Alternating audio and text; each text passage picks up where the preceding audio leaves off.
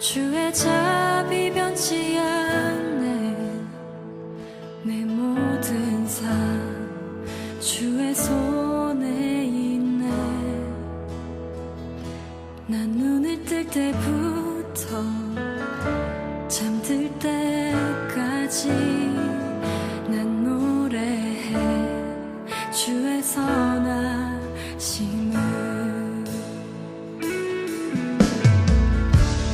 내 평생 신실하신 주, 내 평생 좋으신 하나님, 나의 호흡 끊길 때까지 난 노래해 주의 선하심을. 주의 음성 불 가운데 나린 너의 흑암에서 안위하시는 주님, 그는 나의 아버지, 그는 나의 친구. 난 거하리 주의 선하심에.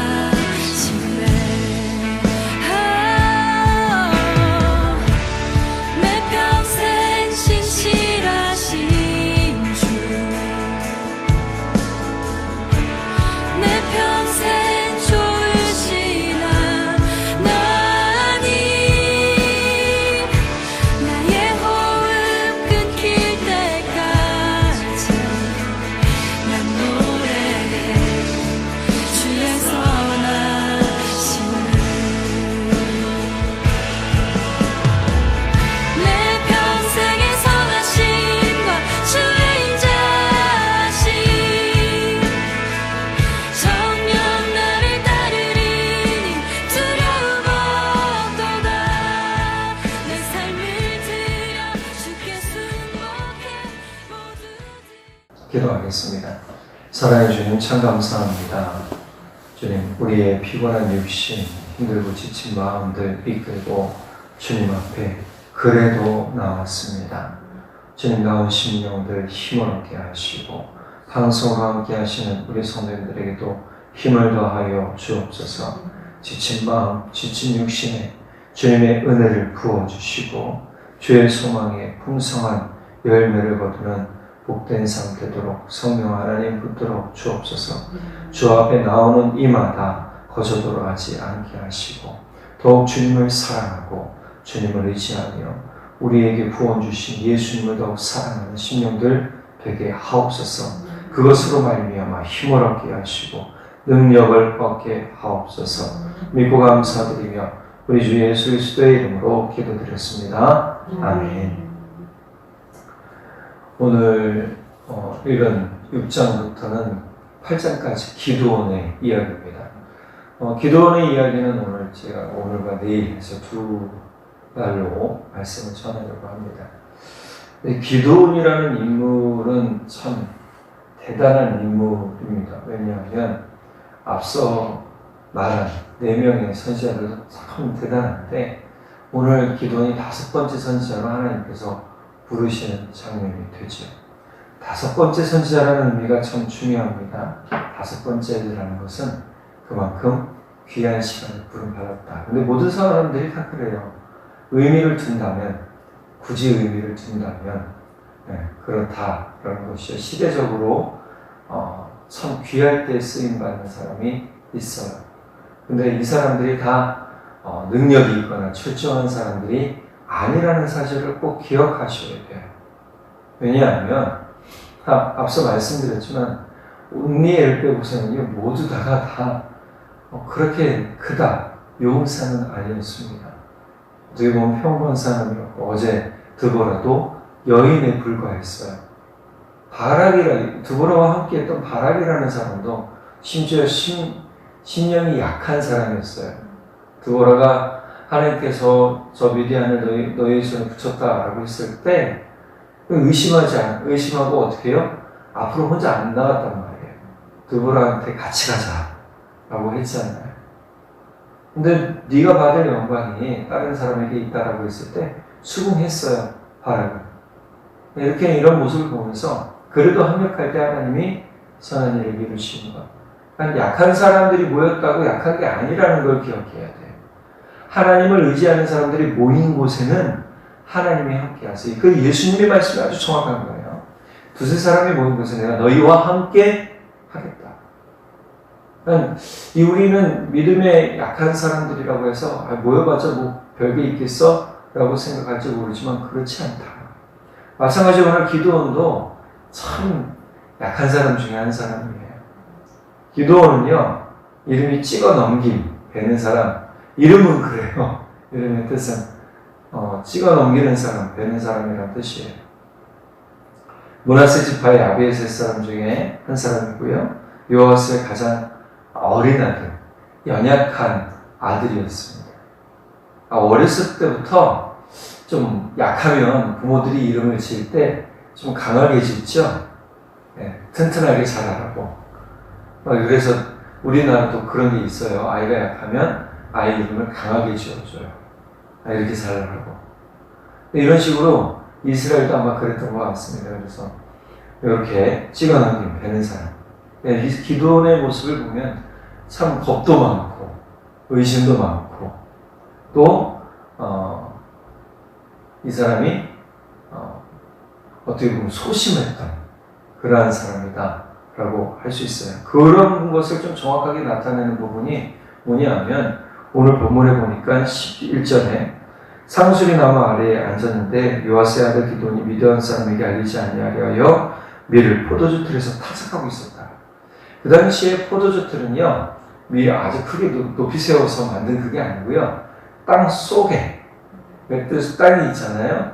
그럼 땅을 이렇게 파서 거의 반쯤 깊이 파서 이렇게 웅덩이를 만들고 거기에 포도주를 부어서 밟아서 하는 곳이었습니다. 그 안에 들어가서 뭐 했냐면 타작을 하고 있었다. 밀을 타작하고 있었다. 그런데 왜 이렇게 하고 있었냐? 오늘 말씀을 보니까 미디안 사람으로 말미암아 궁핍함이 심했다. 점점 이스라엘 지파들, 전입을 이스라엘의 힘이 분산이 되고 약해지고 하나님을 의지하지 않음으로 말미암아 하나님이 다른 나라를 들어서 다른 족속을 들어서 이스라엘을 치셨잖아요.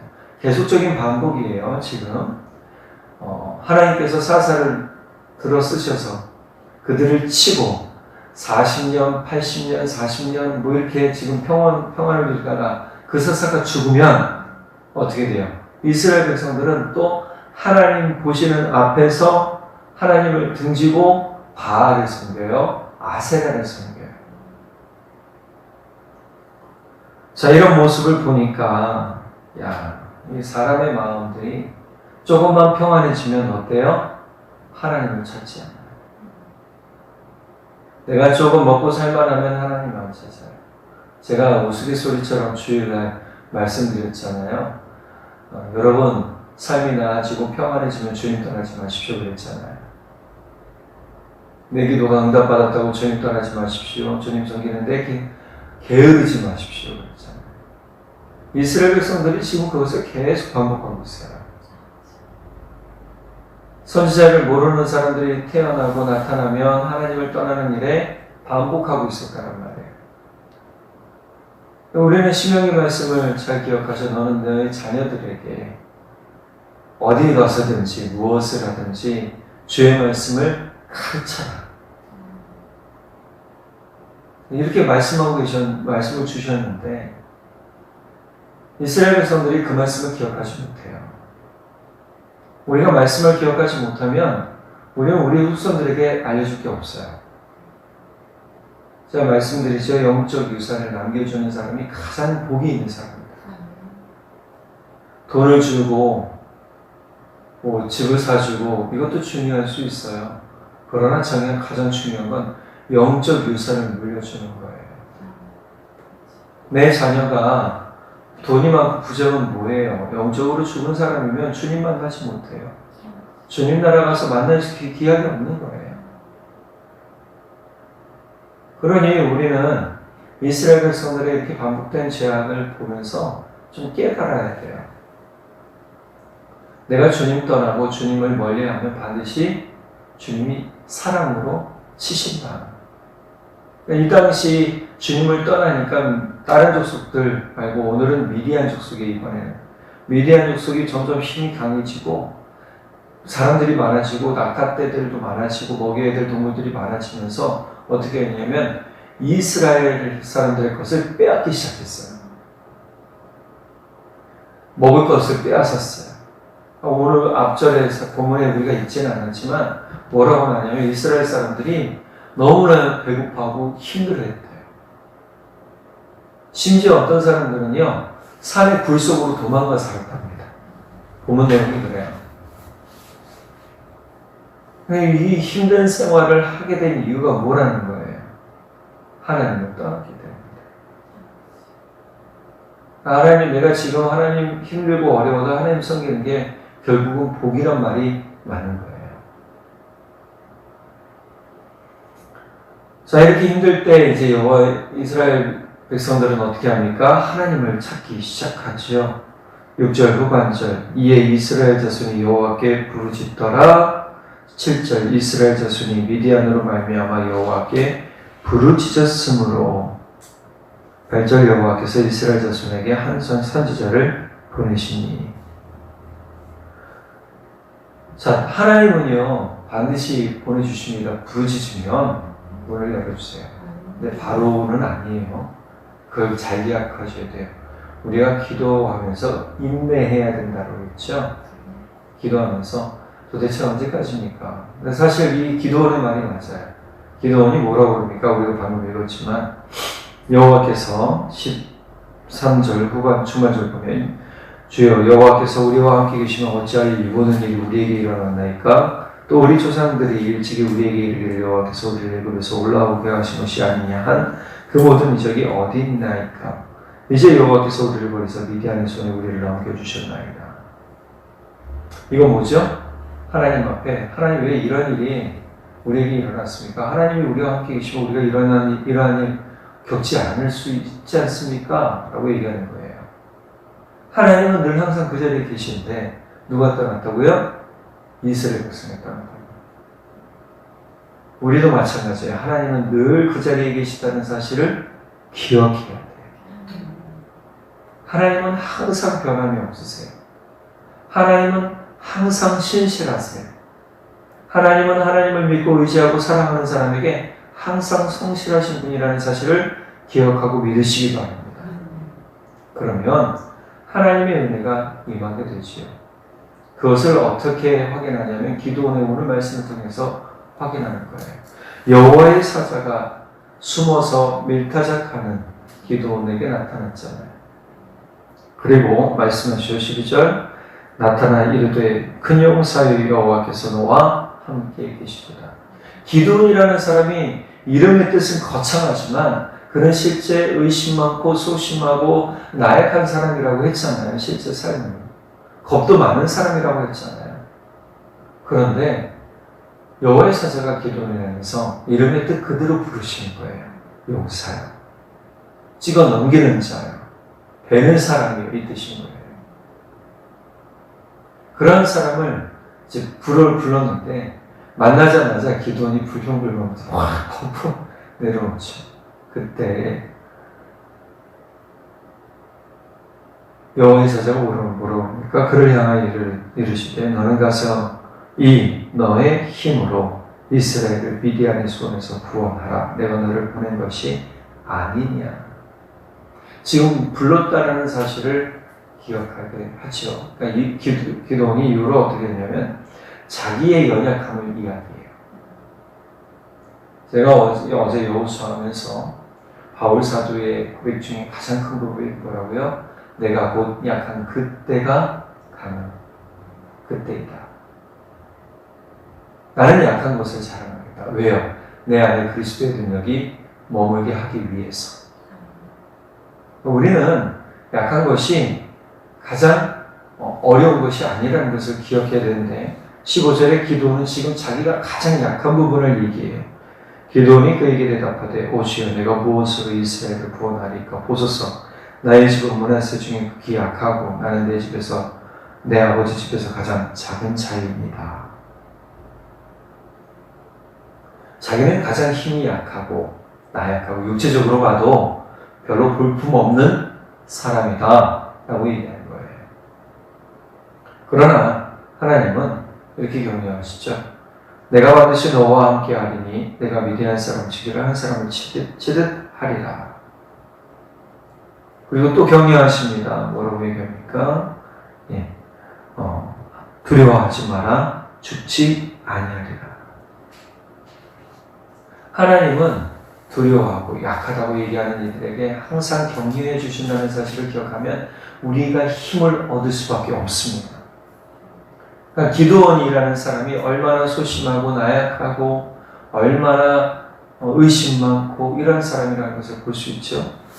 자, 기드온이 또 한 가지 볼 수 있는 것은 자신이 부름받았다는 사실, 이제 소명을 깨달았으니까 제사를 드려야 되잖아요. 그러니까 제사 드릴 때까지 떠나지 말아달라고 얘기를 해요. 여호와 사자가 머물러 있었고 자기가 준비된 제사의 음식을 가지고 누구 앞에 와요? 여호와의 사자 앞에 오죠. 그리고 그것을 드릴 때 여호와의 사자가 기드온에게 방법을 알려줘요. 돌 위에 음식을 놓고 국을 부으라 했죠. 그리고 여호와의 사자가 그것에 불을 붙여 태워버리십니다. 그리고 소제, 번제, 하나님께 드리는 제물로 바쳐지게 하죠. 자, 그리고 여호와의 사자는 떠나지 않지만 하나님의 음성은 들려요. 기드온에게 뭐예요? 들렸죠. 내가 여호와의 사자를 대면하여 보았다라고 하면서 두려워하는 겁니다. 그런데 하나님 뭐라고 하십니까? 너는 안심하고 두려워하지 말라. 그리고 그곳에 제단을 쌓았다. 그 제단이 지금까지 오브리에 있었다라고 얘기를 합니다. 근데 그 제단의 이름이 참 중요해요. 여호와 샬롬이에요. 여호와 샬롬은 여호와는 평강이라 하는 뜻입니다. 우리는 우리 삶에서 기드온의 고백처럼 하나님이 내 안에 평강이라는 사실을 기억해야 됩니다. 그럴 때 하나님의 은혜가 우리 가운데 더욱 깊이 임하게 돼요.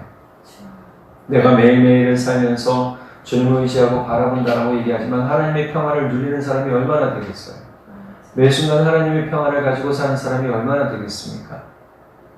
그러니까 기드온이 두려움을 가지듯 우리도 일상의 두려움을 가질 수밖에 없어요. 하나님이 나와 함께 하시는지, 나를 떠나셨는지, 어떤 문제가 혹시나 다가오진 않을지, 여러 가지 공포들이 내 안을 둘러싸고. 그래서 최근에 보황장애를 겪는 분들이 많다고 그랬잖아요.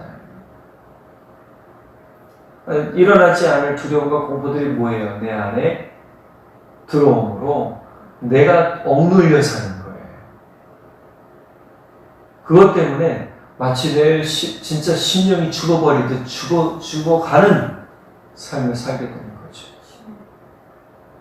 기드온이 그런 상황에 놓였을 때 하나님은 격려하셨다는 사실을 기억해야 돼요.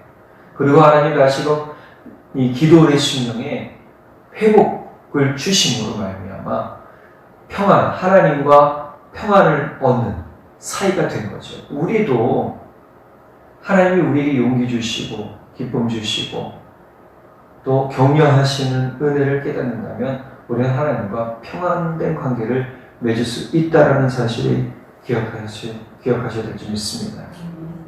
그렇게 되면요 여러분 삶이 기뻐집니다. 자, 이후로 6절에 보면 이제 기드온에게 제단을 일단 우상 섬기는 제단을 찍으라는데 이건 또 우리가 내일 은혜를 가지고 같이 이야기 나누도록 할게요. 자, 우리 삶이 절대 하나님의 평안을 놓쳐서는 안 됩니다. 예수님 말씀하시죠. 내가 너희에게 평안을 주려 한다. 내가 주는 평안은 세상이 주는 것과 같지 않다.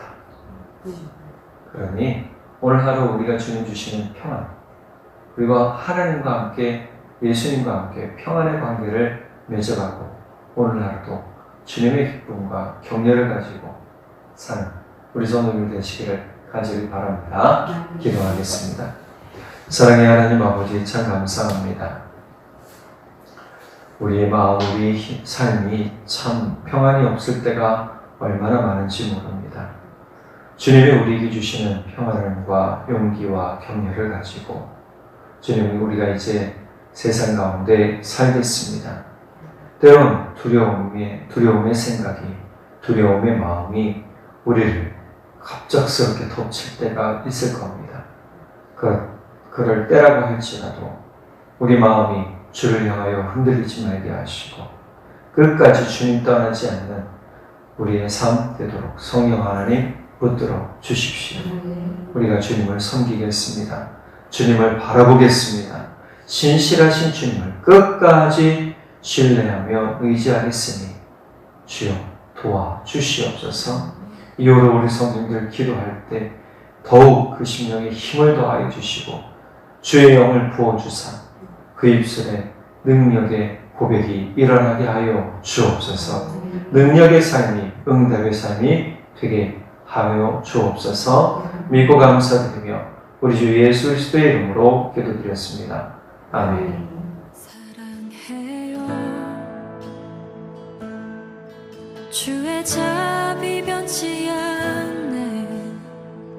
내 모든 삶 주의 손